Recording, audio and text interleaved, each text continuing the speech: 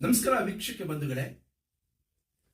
ಬೆಂಗಳೂರಿನ ಬನಶಂಕರಿ ದೇವಾಲಯ ಅಂದ ತಕ್ಷಣ ಇಡೀ ದೇಶದಲ್ಲಿ ಮಹಿಳಾ ಭಕ್ತಾದಿಗಳಿಗೆ ಯಾರು ಜಗನ್ಮಾತೆಯನ್ನ ಸ್ವೀಕಾರ ಮಾಡಿದ್ದಾರೆ ಆ ಭಕ್ತಾದಿಗಳಿಗೆಲ್ಲ ರೋಮಾಂಚನವಾಗುತ್ತೆ.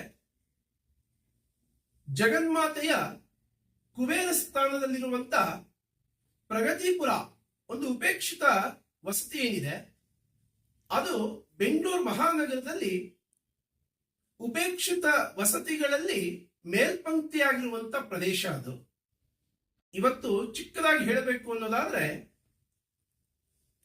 ಇಡೀ ಜಗತ್ತಿನಲ್ಲಿ ಏಷ್ಯಾ ಖಂಡ ಶ್ರೇಷ್ಠ.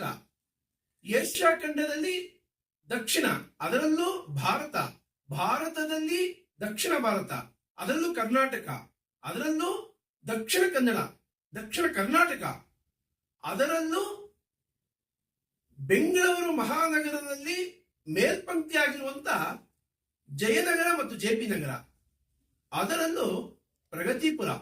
ಕಾರಣ ಇಷ್ಟೇ, ಬನಶಂಕರಿ ದೇವಿಯ ಆಸ್ಥಾನದಲ್ಲಿರುವಂತ ಪ್ರದೇಶಗಳೇನಿದೆ ಅದು ಎಲ್ಲದಕ್ಕೂ ಇಡೀ ವಿಶ್ವಕ್ಕೆ ಮಾದರಿಯಾದಂತ ಪ್ರದೇಶಗಳು. ಕಾರಣ ಇಷ್ಟೇ, ಬನಶಂಕರಿ ದೇವಿಯ ಸುತ್ತಮುತ್ತಲು ಇರುವಂತ ಪ್ರದೇಶದಲ್ಲಿ ಬಡತನದ ಲವಲೇಶವೂ ಕಾಣೋದಿಲ್ಲ. ಮತ್ತೆ ಆ ಮನೆಯ ಒಡೆಯ ಗಂಡಸರೇ ಆಗಿರ್ಬೋದು, ಆದ್ರೆ ಮುನ್ನಡೆಸಿಕೊಂಡು ಹೋಗುವಂತಹದ್ದು, ಚೆನ್ನಾಗಿ ಸಂಪಾದನೆ ಮಾಡಿ ಮನೆಯಿಂದ ಮುಂದೆ ತರ್ತಿರುವಂತದ್ದು ಮಾತೆಯರೇ ಈ ಸುತ್ತಮುತ್ತಲು. ಅದರಲ್ಲೂ ಪ್ರಗತಿಪುರ ಅದಕ್ಕಿಂತ ಒಂದು ಹೆಜ್ಜೆ ಮುಂದೆ ಇದೆ. ಈ ಹಿನ್ನೆಲೆಯಲ್ಲಿ ಪ್ರಗತಿಪುರಕ್ಕೆ ಒಂದು ಇತಿಹಾಸ ಇದೆ.